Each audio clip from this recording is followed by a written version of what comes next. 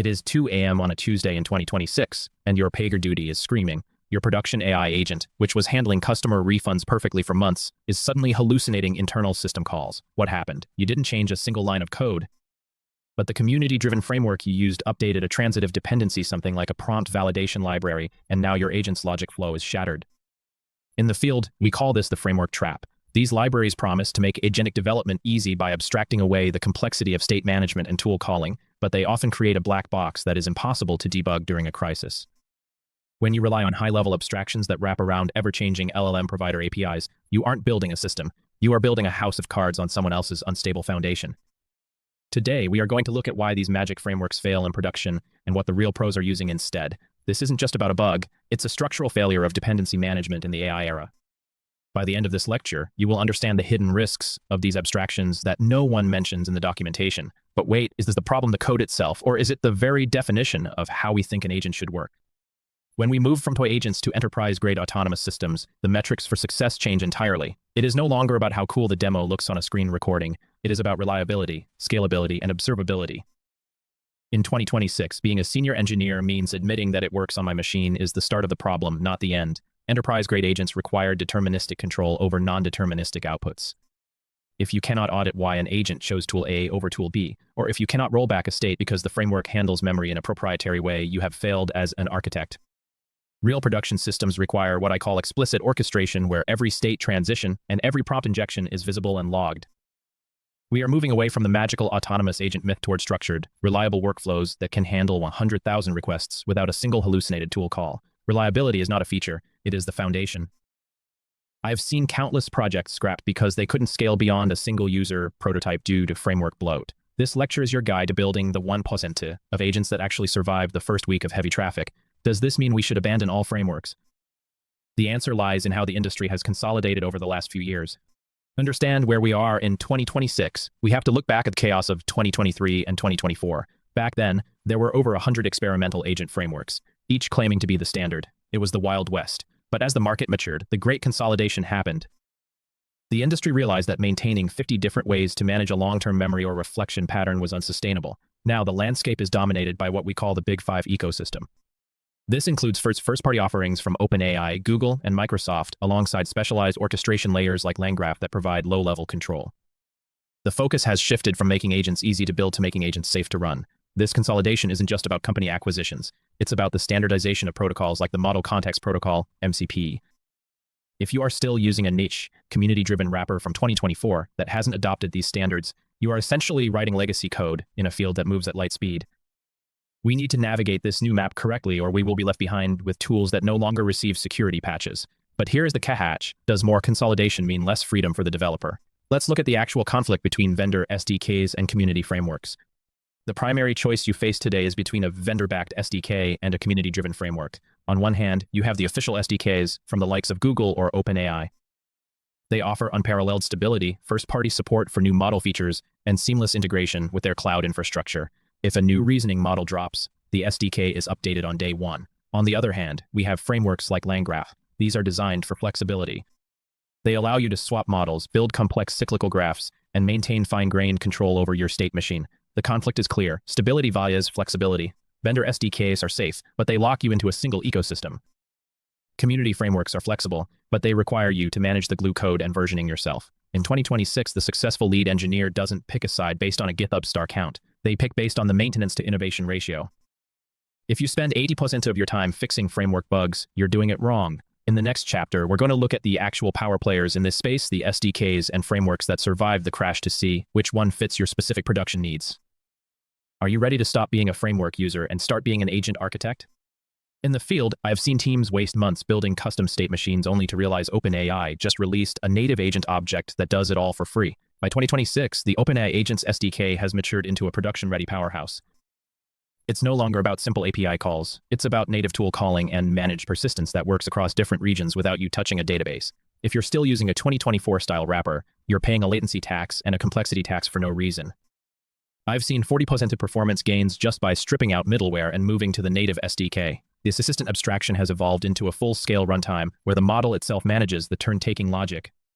But don't think this makes everything easy. Vendor lock-in is the hidden price you pay for this speed. Question, is the speed of native integration worth the risk of being tethered to one provider? Let's see how the competition responds. Microsoft realized that having two separate projects like AutoGen and Semantic Kernel was confusing the hell out of enterprise customers. So they did what do best: consolidation. The 2026 Microsoft Agent Framework integrates the multi-agent orchestration of AutoGen with the industrial-grade hooks of Semantic Kernel. When you're working in an Azure environment, this isn't just a library, it's a part of the Azure AI Foundry. It handles governance, safety filters, and enterprise authentication (OADC) out of the box. In the field, we choose this when the client says security is priority 0. You get a unified API where you can swap underlying models while keeping the same orchestration logic. It's less about cool experiments and more about, can we audit every single prompt? Question, but does this corporate-friendly structure stifle developer creativity? Let's check how Google handles the multimodal side of this equation. Google's ADK, or Agent Development Kit, is the dark horse that caught everyone off guard. While others were focusing on text, Google leveraged Gemini's native multimodality to make agents that see and hear without extra encoding steps. In production, this means you can build an agent that analyzes a 2-hour video file or a 10,000-page PDF without the RAG chunking nightmares we used to have. The ADK is tightly bound to Vertex AI, offering a grounding feature that is arguably the most stable in the industry for reducing hallucinations. If your project involves massive context or multimodal inputs like CCTV feeds or audio logs, Google's SDK is often the only one that doesn't crumble under the weight. Payoff up to this point, we've looked at vendor-specific silos.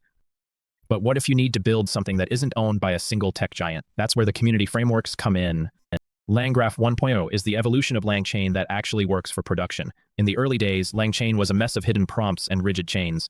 LangGraph changed the game by introducing cyclic graphs and explicit state management. In the field, agents aren't linear. They loop, they fail, they retry. LangGraph gives you the checkpointer, a way to save the entire state of an agent to a database so you can resume a conversation even after a server crash. This is crucial for human-in-the-loop workflows where an agent has to wait for a manager's approval. You're not just writing code, you're designing a state machine that can survive in the wild. Teaser, but while graphs are great for logic, they can get verbose. There's another way to handle state that's gaining massive traction: events. LaMindex Workflows 1.0 is the event-driven alternative that many senior devs prefer for complex RAG systems. Instead of a graph where you define every edge, you have events. One component emits a search event, and another component that is listening for it picks it up. This decoupling is a godsend for large teams. If you want to change how the search works, you just update the listener without touching the rest of the flow. In my experience, this architecture scales much better when you have dozens of tools and asynchronous processes running simultaneously. It feels more like building a microservice architecture for your agent. Question, is event-driven always better than graph-driven? Not necessarily, especially when you need to visualize the logic for non-technical stakeholders. Let's look at a framework that prioritizes human-readable roles. CrewAI takes a completely different approach: role-based orchestration. Instead of worrying about graphs or events, you define agents with specific roles, goals, and backstories. Think of it as hiring a team of virtual employees. You have a researcher and a writer who pass tasks back and forth. In the field, this is the fastest way to get a complex multi-agent prototype running for a business use case. However, here's the catch. As your crew gets larger, the agent-to-agent chatter can become unpredictable and expensive. I've seen crews get stuck in infinite loops of politeness where they just keep thanking each other without doing work. By 2026, we use CrewAI for rapid prototyping, but we often harden that logic into a graph or an SDK when we move to production scale.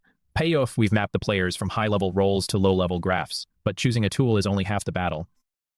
In the next chapter, we'll face the real monster of 2026. How do you actually control these agents once they are live in production? In the early days of AI development, we all loved how fast frameworks like LangChain got us to a working demo, but in 2026, the abstraction tax is hitting production teams hard.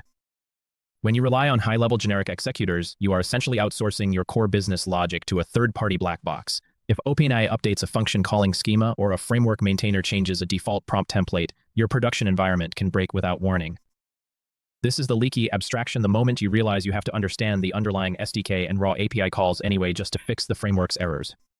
Real-world reliability requires you to decide early. Are you building a simple wrapper or a resilient system that can outlive a vendor's breaking changes? But wait, how do you actually see inside these abstractions when things go wrong?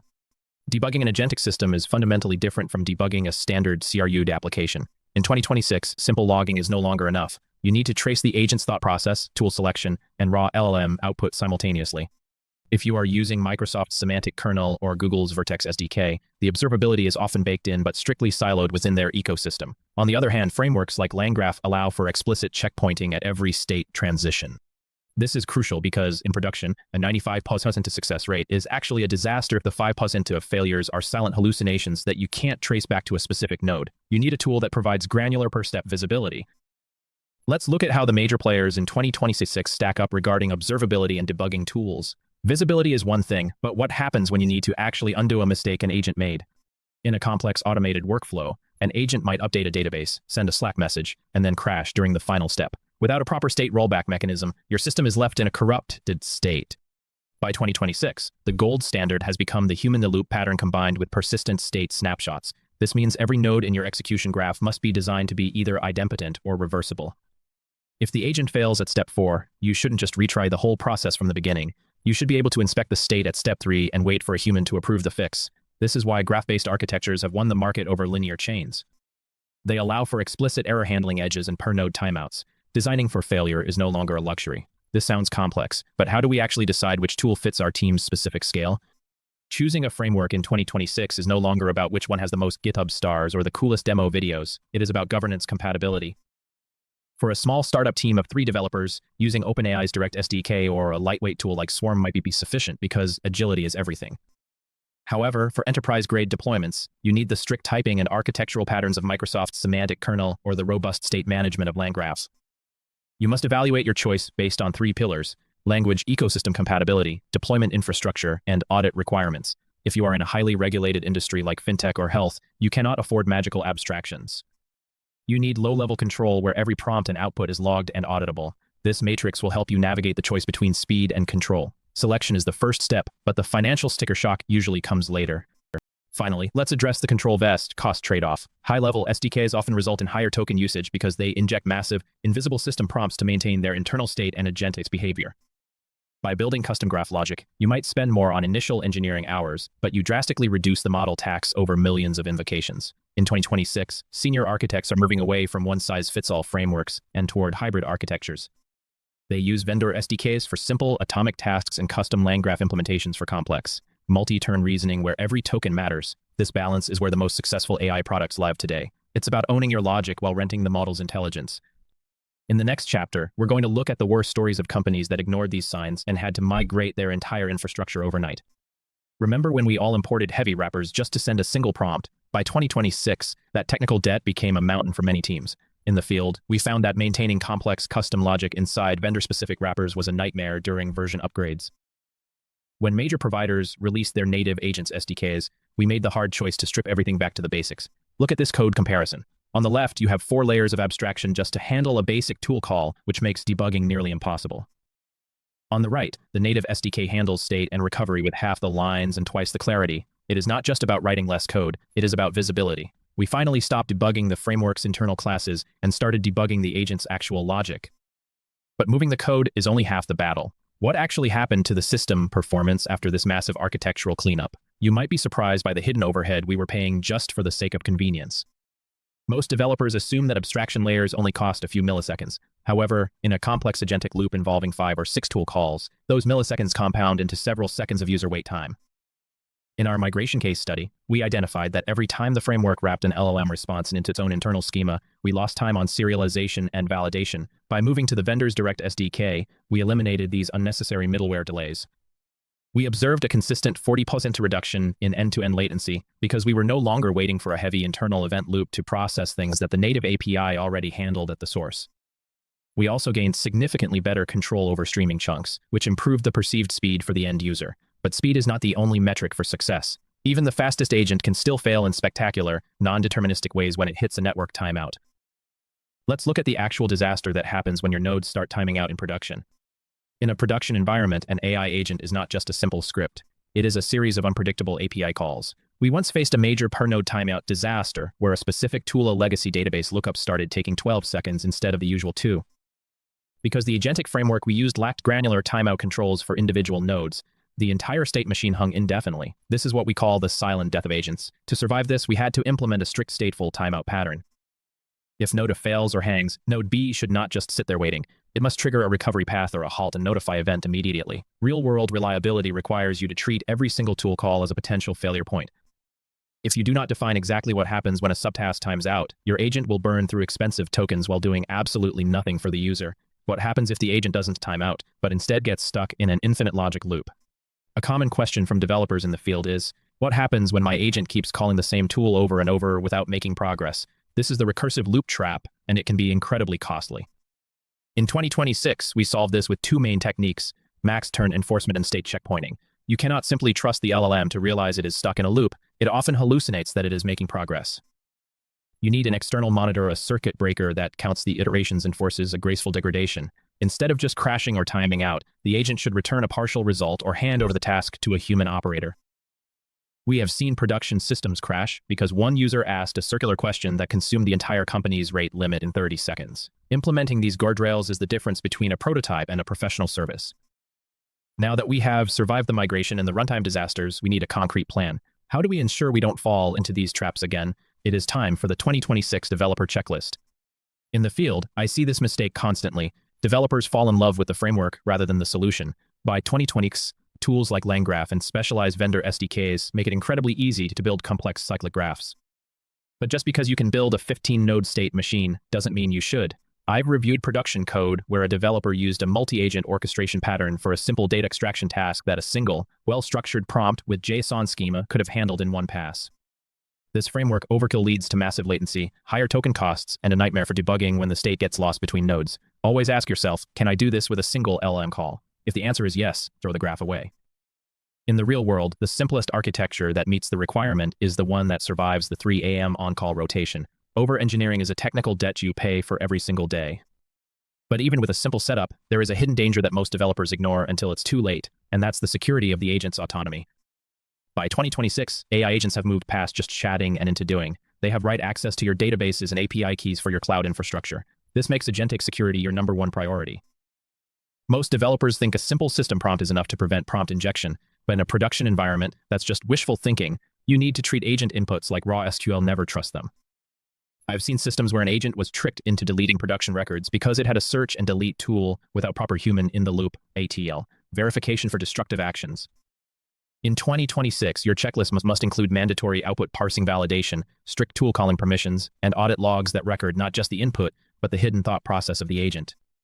If you aren't sandboxing your agent's execution environment, you aren't building a product, you're building a liability.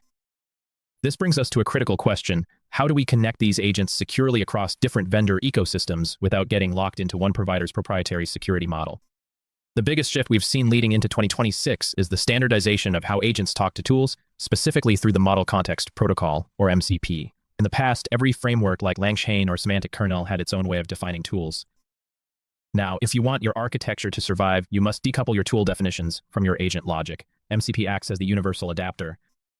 Whether you are using an OpenAI assistant or a custom Google Vertex agent, if your tools are served via MCP, switching frameworks becomes a weekend task rather than a 6-month rewrite. I always tell my team, tools are your infrastructure, agents are just the current compute layer. By standardizing the interface, you can let Microsoft handle the orchestration while your core business logic remains portable. This layer is what prevents the vendor lock-in nightmare we discussed in earlier chapters, but having the right protocol is only half the battle. You still need a blueprint to organize these pieces so they don't turn into spaghetti code as the next wave of consolidation hits. So how do we future-proof for the rest of 2026 and beyond? The winning architecture is one that is agent-agnostic. You shouldn't be building a LangGraph API. You should be building a business service that happens to use LangGraph for state management today. This means isolating your prompt engineering from your application logic. Use a prompt management system so that when a new model like GPT-5 or Gemini 2.0 comes out, you can swap the model and the prompts without touching your core Python or TypeScript code. Focus on building robust evaluation pipelines. In the field, the developers who survive are not the ones who know the most frameworks, but the ones who have the best test data to prove their agent actually works. If you have a solid set of evils, you can switch from a Microsoft-heavy stack to an open-source one with confidence. This long-term mindset is what separates the senior engineers from the framework chasers. Now that we have our 2026 checklist and architecture ready, it's time to make the final choice. Which path will you take for your next production system? We have reached the end of our journey through the 2026 agent framework landscape. The framework trap is no longer just a theoretical risk. It is a real production bottleneck. As we've seen, the trend is shifting heavily toward consolidation. Major vendors like OpenAI, Google, and Microsoft are baking orchestration directly into their SDKs, making the heavy, general-purpose wrappers of 2024 look like unnecessary overhead. If your agent's logic is primarily linear or relies on a single model provider, sticking to the vendor SDK is almost always the right move for performance and reliability. However, don't throw the baby out with the bathwater. LangGraph still holds the crown for complex, stateful multi-agent systems where cycles and human-in-the-loop interventions are the core product, not just an add-on. The key takeaway is simple. Choose the tool that minimizes the distance between your logic and the model's execution. But how do you actually sit down tomorrow and audit your existing code for these framework traps?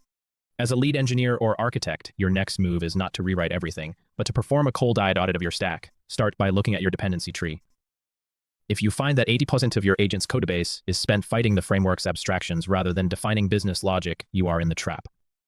Evaluate your time to feature if OpenAI releases a new real-time API or O1 preview capability, and you have to wait weeks for a third-party library to support it. You are losing your competitive edge. I recommend building a vanilla SDK prototype of your most critical agent path this week. Compare the cold start times, the token overhead, and the debugging experience. Often you'll find that a few well-placed function calls can replace hundreds of lines of framework-specific node and edge definitions. Check your observability stack to ensure you are logging actual model transitions, not just the library's internal events. This leads us to the most important mindset shift you can take away from this course. Throughout my career in the field, I've seen frameworks come and go from the early MVC wars to the current AI agent explosion. The names change, but the mistake stays the same, falling in love with the plumbing instead of the water. The best framework is the one that eventually disappears.